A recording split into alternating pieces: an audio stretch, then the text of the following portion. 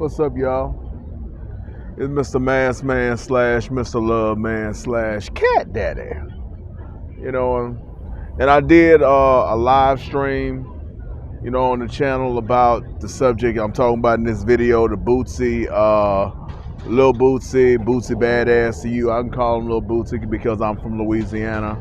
You call him Bootsy Badass because that's what he wants to be called by you non-Louisianians. But I did a video about that. I think the live stream is better than this video is gonna be. I just really wanted to make another video before I, go to the mission, get my free food, listen to my trash ass Jesus sermon. I figured, why not duplicate the video, because I really like the thumbnail that I chose, and I wanted to make this video earlier in the day. It's December 9th, 2023. I wanted to make the video early in the day, but this piece of shit phone that I got that's $130, it was overheating. So I made a live stream about what I wanted to talk about. And now I figure I'll just make a proper video. I got about 30 minutes to talk. So I'm gonna rock and roll and see if I can recreate what I was talking about. The Bootsy Badass video was the Bootsy Badass Breakfast Club interview was pretty good. He talked about celebrity crushes. He talked about Webby and the possibility of them doing a podcast together. He said he would only do a podcast if there were millions of dollars involved because of how much he made doing Vlad TV. I didn't know he made like $500,000 doing Vlad TV, But yeah, Vlad really does get a boost from Bootsy. So what he gets from Vlad is certainly earned. He talked about BG. I'm not that familiar with BG, but that's cool. And that is what it is. I don't even know if I'm on. You know what? I think I'm gonna switch it up and not make this video about the Bootsy Badass interview. Just check out the live stream out whenever it posts, because YouTube does weird shit now. I guess it's because I'm doing it on a mobile device. It's not immediately popping up. Whenever that video pops up into my feed, I'll just leave a link to that. Bottom line, I talk about different people I got crushes on, and I go into detail about that. And I have a lot of fun with it. I do a lot of laughing. I don't want to try to recreate what I did in that video. I'm sure it'll pop up eventually because it popped up before. So I'll talk about that, and I'll leave a link to that later.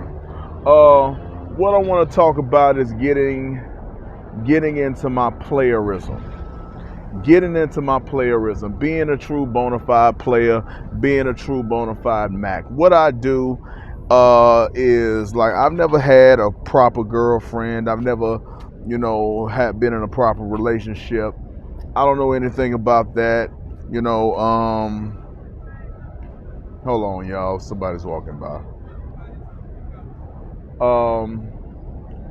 Never had pussy a day in my life. I had sex once. I had to pay $45 to get it, from a white girl named Sarah, but never really been that much of a guy that really got every and anything that I wanted as far as women. So a major component of Edward J. Anderson Jr.'s channel is gonna be getting into my player vibe and testing out, some of my theories about how to get women and how to be, the romantic guy, how to be the affectionate guy, how to be the sweet guy in a way that is actually effective, in a way that it actually works, in a way that, things actually, in a way that is actually successful. And I don't want to get it out of a book. I tried to get it out of the book thing. I tried, to read like Mac lessons and all of that shit. Well, not Mac lessons, the Mac Within, and you know, those sort of books. But I'm not saying that that shit doesn't work or it didn't work for other people. It's just, you know, my problems, you know, my psychological scars, my wounds were too deep, and I could never really, you know, overcome what was wrong with me with that material. You, in order to use a book like The Mac Within or whatever came after that, or you know, other Tariq's other books before he became Mr. Hidden Colors, in order to use that sort of information, you gotta already kind of have like some level of swagger. You already gotta have some level of confidence. You already gotta have some level of skill. And my shit was a zero. You know, even the girl who I love most of all couldn't bring me out of my shell, couldn't bring me like into the fullness of my confidence when I knew her. It's like Brittany Williams. It's like eventually it's like she planted the seed that gave me my confidence, and Naomi Banks gave me my relationship with God. But it's like that, in which made me feel like I'm qualified to be good at this thing that I chose as a profession. It's like the things that I say about that woman, you know, it's just a prayer, man. It's just, I'm just talking to God, man. I'm really not serious.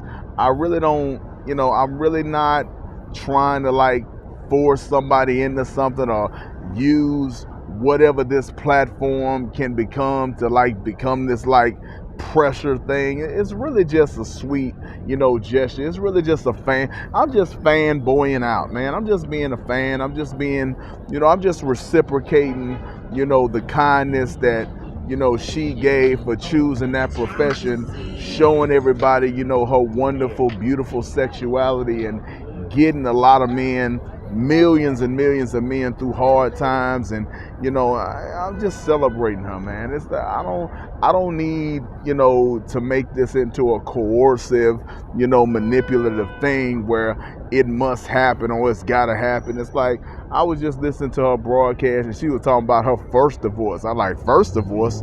So if you got a first divorce, that must mean you got a second divorce. So maybe this woman don't want to be married again.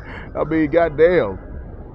You know, so I ain't trying to make this a pressure thing or a coercive thing or use whatever my platform can become as like the GOAT YouTuber. You know, the dude that was so talented that didn't know he was so talented, that figured out that he had to put, you know, some hustle in. You know, I don't want this to be a forced thing. You know, I want this to be a sweet thing. I want this to be a kind thing. I want this to be a nice thing. And I would like, you know, at least, you know, to have like a working relationship, you know, with that woman, you know, have on my channels and, you know, talk, maybe meet her in person, you know, get forgiven, you know, for the bitch incident, calling her out of her name when I was struggling, you know, to accept, you know, what I was dealing with, you know, being forced out of my, you know, living situation. I was just going through a lot, and I was having a, you know, meltdown. I didn't understand why a woman so fine was giving me so much time, and it was, you know, really driving me insane, because it was like, it was the best shit ever, and I felt like I didn't deserve it, and it's like that insecurity made me do something to like push it out, push it away. You know, I was full. You know, how you doing? I don't have anything, no. You know, I was 100% Joker back then. I was full Joker. I wasn't Two-Face. It wasn't Edward and the Masked Man. It was just Mr. Masked Man, and Edward was a cover. Edward was just a facade. Edward was just a name on a social security card, a name on a driver's license. Edward was not real until, you know, after, you know, Mr. Masked Man's fuck up, calling a grown ass woman out of her name for watching the video that I asked her to watch. You know, so I'm just really like trying to get into my player vibe and trying to like get into like the real world and get into the role of reality, you know. I'm just trying to get into reality, because that's where I am. It's like, I'm not in Las Vegas, I'm in New Orleans, Louisiana, and there's real bitches out here, and there's real women who are like you know, my age, and not to say that I wouldn't love to have an older woman. Like, that's not what I'm saying, but I'm like saying that you know, I need to have my own experiences. I need to have my own, you know, time. I need to do my own thing. I need to grow into my playerism. I can't just, you know, live my life based on a fantasy, based on a prayer, you know, to Mr. Magic Man. It's like I gotta do things, I gotta like go into the play, and like I gotta like figure out like how I wanna like approach different situations. Like, you know, I gotta figure out like how do I wanna step to women, you know. I believe, you know, the way I wanna step to women is like through like my social media, my YouTube profession, my social media. Like I don't want to step to women like with, "Hey baby, how you doing? You look so good." You know, I got in trouble for calling a woman beautiful at the mall. So like hollering at None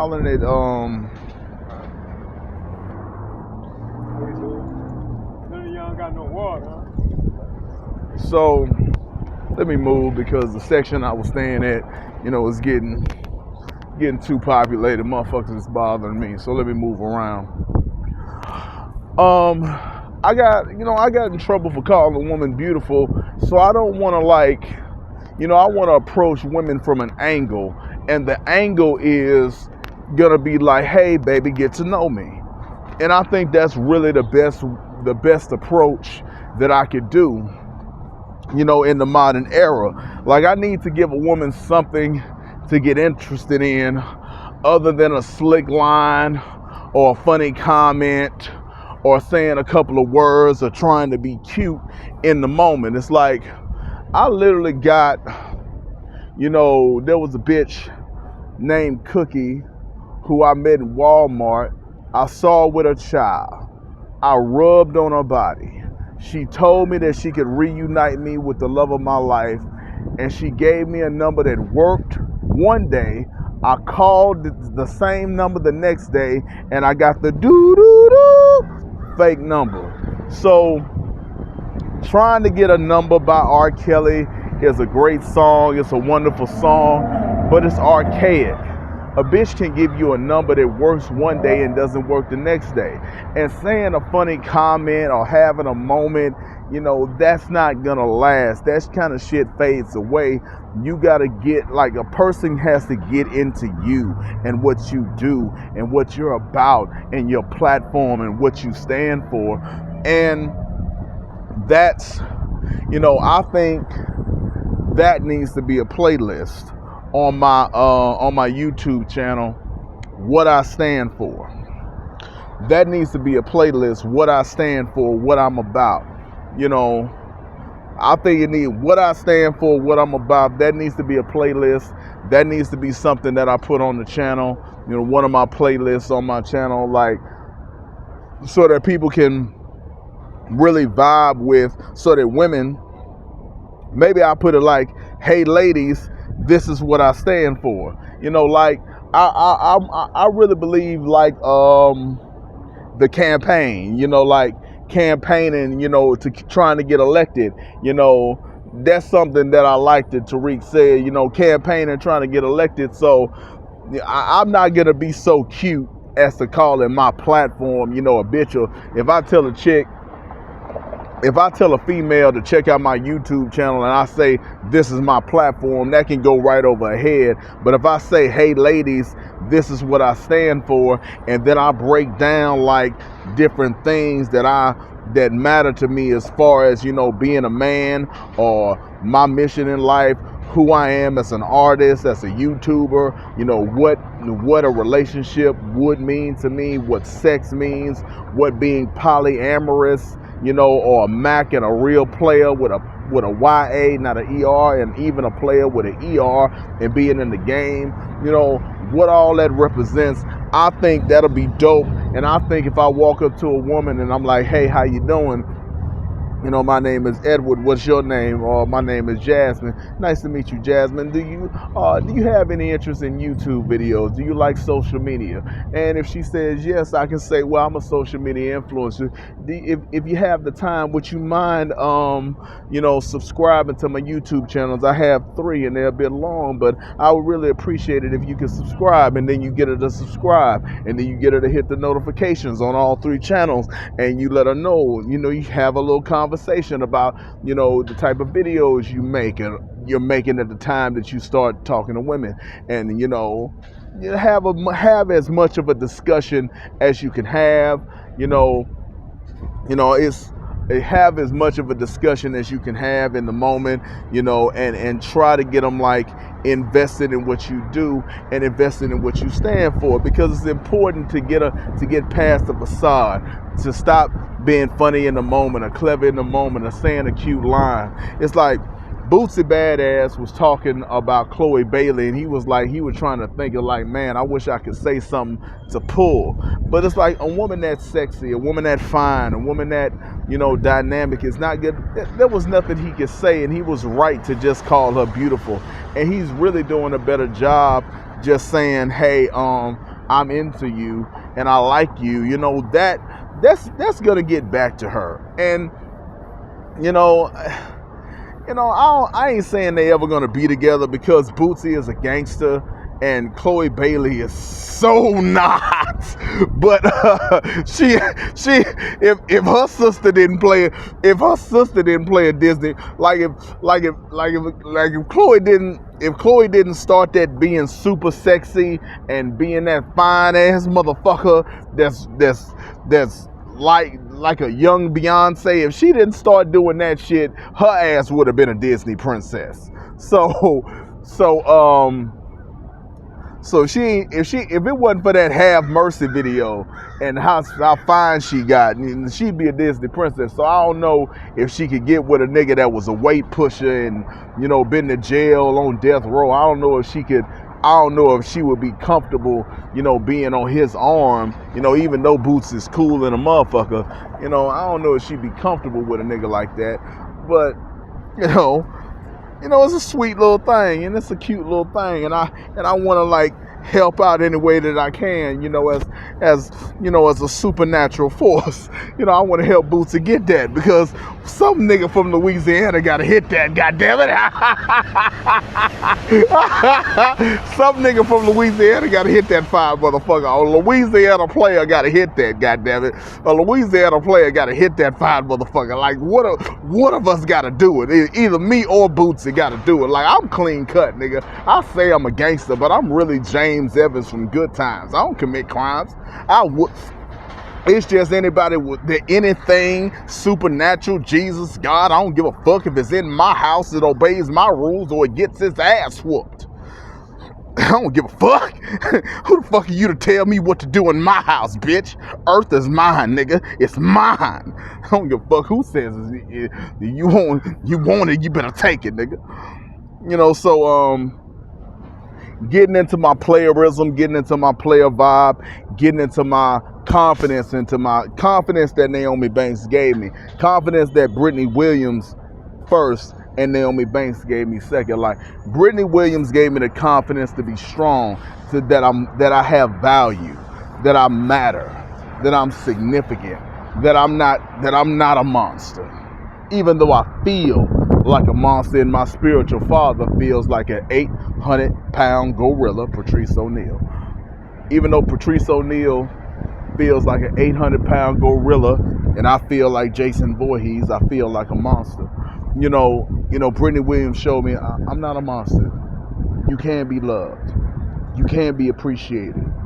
There are people out there who care about you, and Naomi Banks, made me feel like, okay, the most beautiful woman ever can see something in you, can see something beyond, the intelligence and the mind of a thousand ages. It's like she fucking gave a fuck just based on what you said. And it wasn't until you talked yourself into a corner that you lost the friendship. It's like, goddamn. Like, goddamn, I'm better than I thought I was. Better than I thought I was.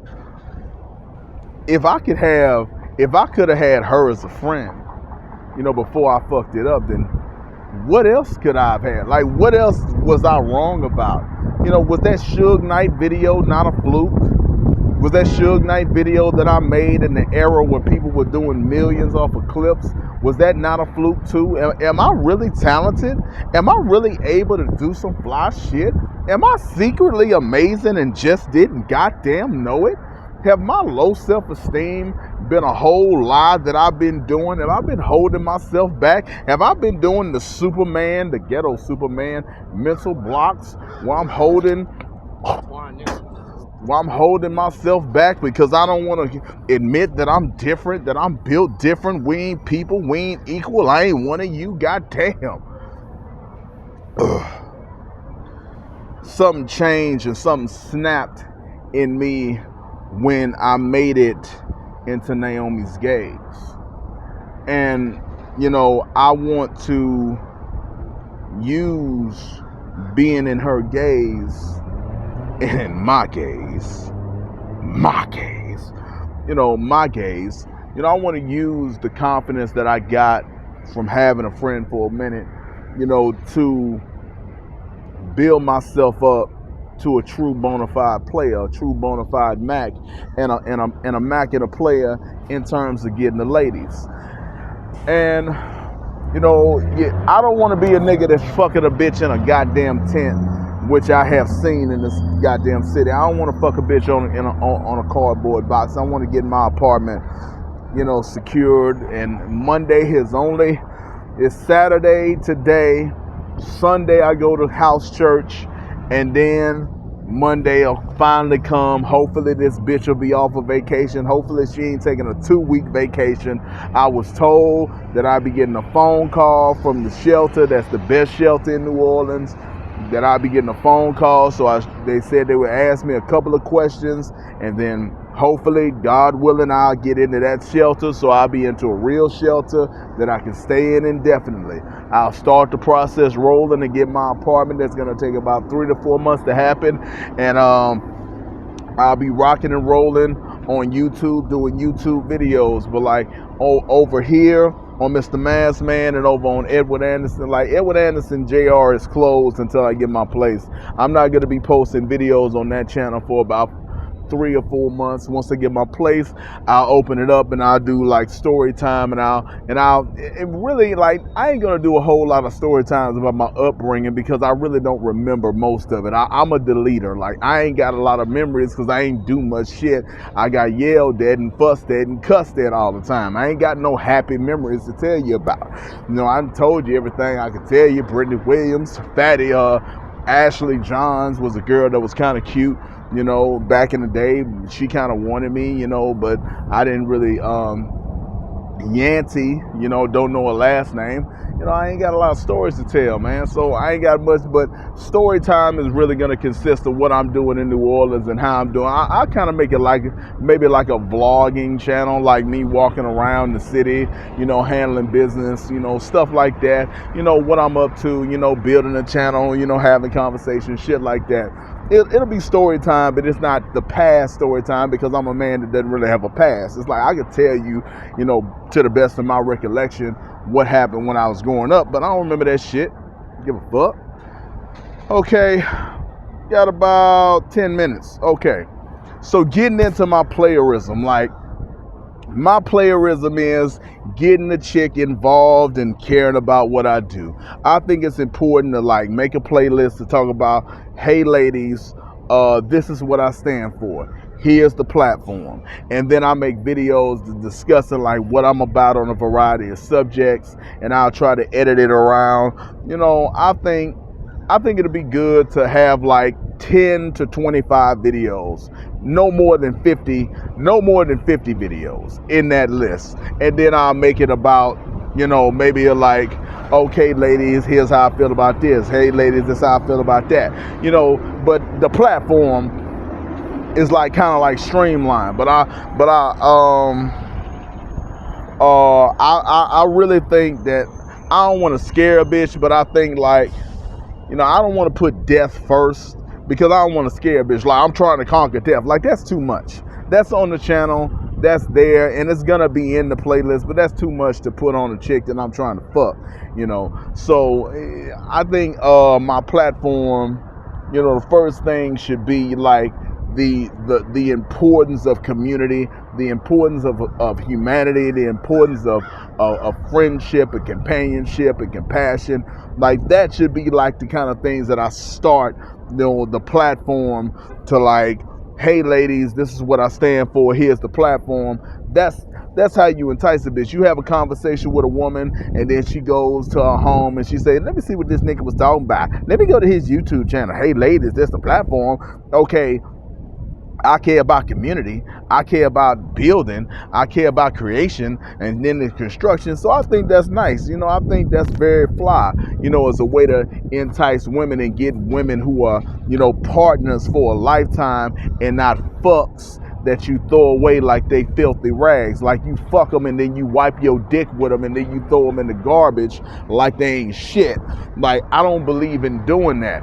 I don't believe in treating women like a cum rag that I rub my dick out with the bitch, and then once I'm getting done rubbing my dick out, then I don't see her no more. I don't talk to her no more, or we have a small relationship and then we break up. I want partners for a lifetime. I want like, you know, a harem, but not a harem of fucking, but a harem of like life mates and love and lovers, and we love each other and we care about each other and we always sewing into each other's lives. We always fucking, we always kissing, we always touching, we always building, we always creating, we always making, we always elevating, we always being creative, we always doing artistry, we helping with each other's kids, we helping with each other's family. Like we a true village, we are true friends, and we are with each other in every sense of the word, in every area of our lives, and we ain't jealous, we ain't contemptuous, we ain't enemies.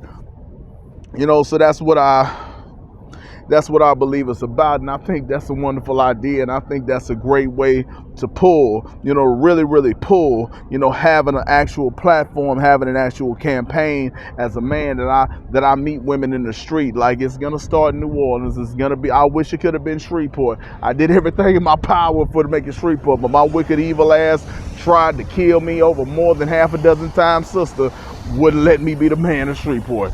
A prophet can't make it in his own hometown. It's just true, man. It's just true.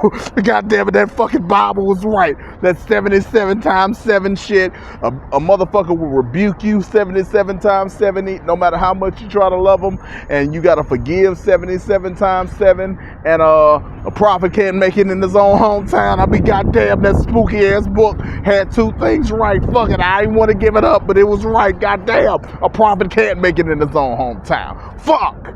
Oh. But a player from the Himalayas, a player to the nth degree. I'm a Mac to my core. I've been hollering, and a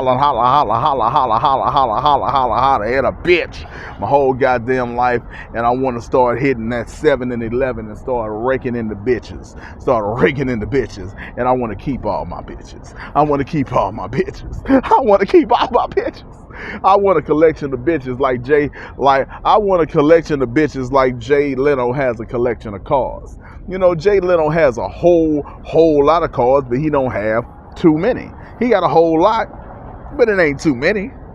I mean, he can drive what he want to drive when he want to drive it, and it's all in his garage, and they all being taken care of. And when he ain't driving them, they being serviced, and they being driven, and they being, you know, handled, and it's all, you know, Jay Leno's garage, and other people get to drive them. I want some shit like that. You know, I don't want to equate, you know, women to like vehicles, but that's what I'm saying. Like, I'm trying to be the black Hugh Hefner. I'm trying to resurrect Playboy. I'm trying to make YouTube as great as it can be. You know, I'm trying to be the fullest definition of a man that I can be, you know, and I'm trying to like step into my whole vibe. I want to be a player with an ER and a player with a YA. I want to be a player with an ER because somebody got to resurrect the game and fix the original sins of the game. The hatred and the disrespect of the women who have the pussy, who makes the whole game run around, and the disgust and the malice that is felt towards the customer, the client, the trick.